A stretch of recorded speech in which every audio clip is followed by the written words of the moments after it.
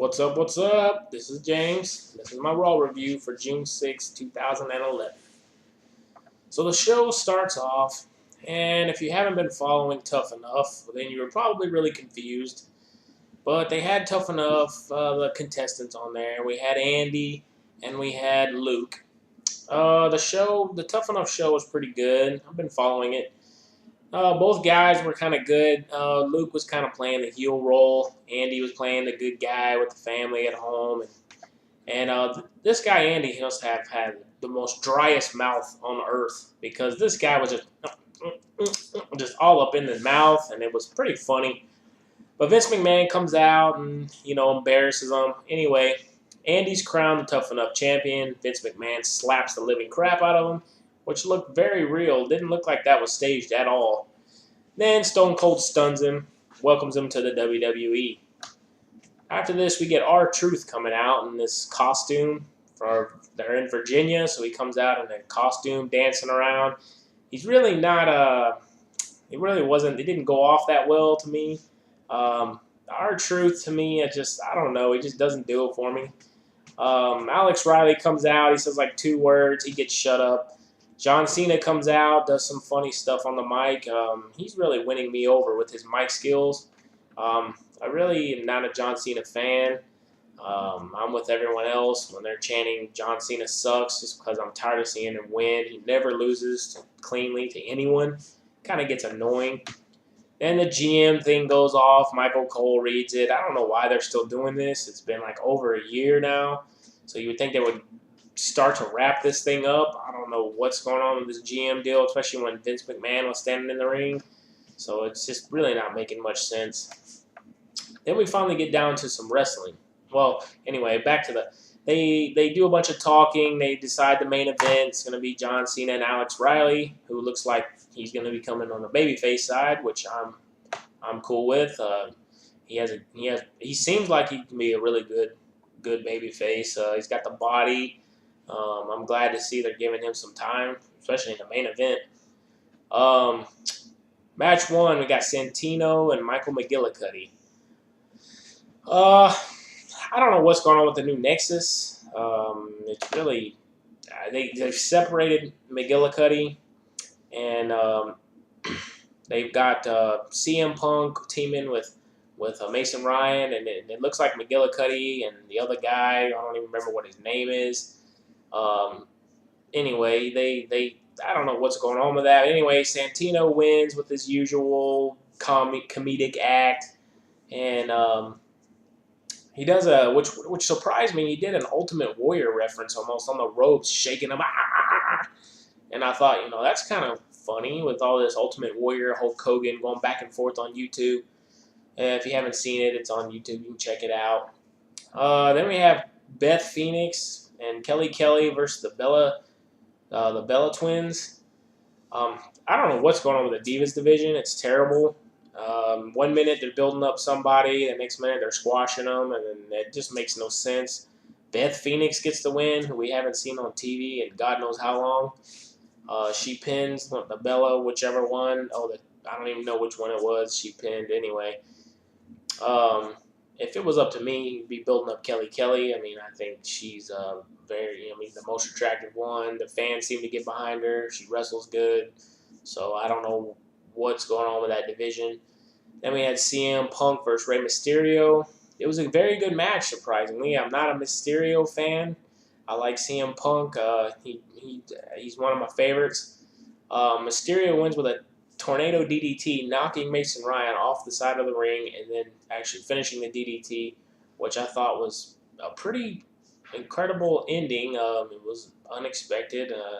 Mysterio, CM Punk always puts on a good match, doesn't matter who he's with. It was a good match overall. I liked it. Then Del Rio comes out, calls out the Big Show. Ricardo Rodriguez comes out looking like a drunk, retarded Big Show. It was kind of funny, like when you first saw him, and then they get in the ring, and Del Rio is so hard to understand on the mic. It's like, I don't know, it's just not working. I like Del Rio as a wrestler. He's really trying hard with the mic skills and everything, but I don't know, it's so hard to understand him. It's just, I don't know. Anyway, Come back from commercial, we get Zack Ryder in the ring. That's strange. I like Zack Ryder. Haven't seen him in a long time. I guess he's been on Superstars. I don't know. I don't watch that show. So he goes against Kofi Kingston. The whole match, Dolph Ziggler and Vicky is on the sidelines on the mic. Dolph is really good on the mic. He's like Chris Jericho. He's just one of those guys, I think, that is good to listen to on the mic. And I hate to say it, but Vicky Guerrero is starting to look pretty good. And I can't believe I'm saying it. She looked good. I don't know what trainer she's working out with, or if she's hanging out with Dolph Ziggler and his six-pack all day, but I mean, she's coming around. She is coming around. Then we get Jack Swagger versus Booker T. He had challenged Booker T earlier in the night. I don't know what they're doing with Jack Swagger. I mean, I like Jack Swagger. I liked him in ECW. I mean, I've liked him ever since the beginning. He gets counted out. They just basically gave Booker T the win. Then Evan Bourne attacks him from behind, basically squashes Jack Swagger, which makes no sense because that would really never happen. You got an all-American collegiate athlete. You got Evan Bourne, who's like 125 pounds. He squashes Jack Swagger, does some dancing in the ring with Booker T.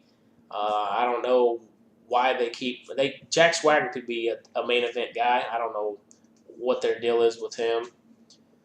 Then for the main event, we get The Miz and R-Truth versus John Cena and Alex Riley.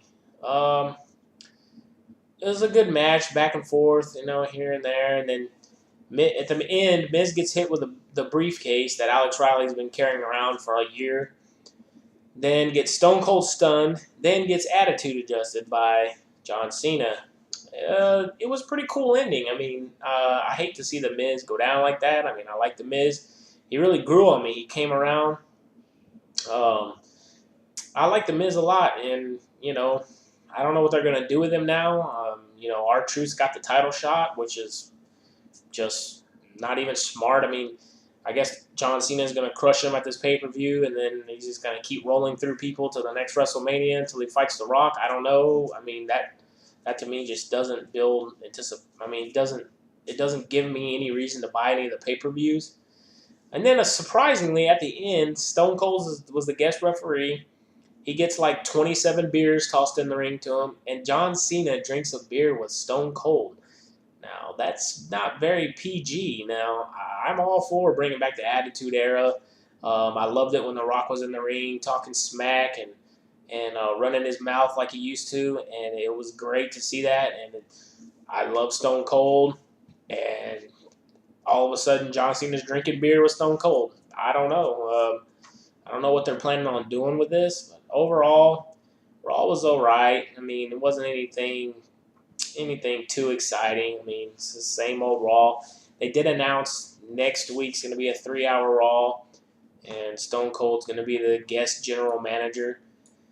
And I guess all the superstars are going to be there, which is good. I'd like to see Randy Orton back in there.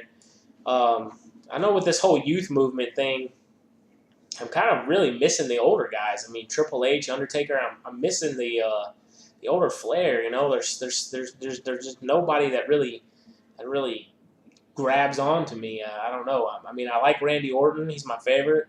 But I don't know. With him on SmackDown, he doesn't have any real competition. I mean, Mark Henry. I mean, Sheamus. I like Sheamus. But I don't know where WWE's going. I hope they bring back some of these guys. I hope Chris Jericho comes back. We'll see what happens. All right, guys, that's my review for Raw. Leave your comments, and I'll see you next week.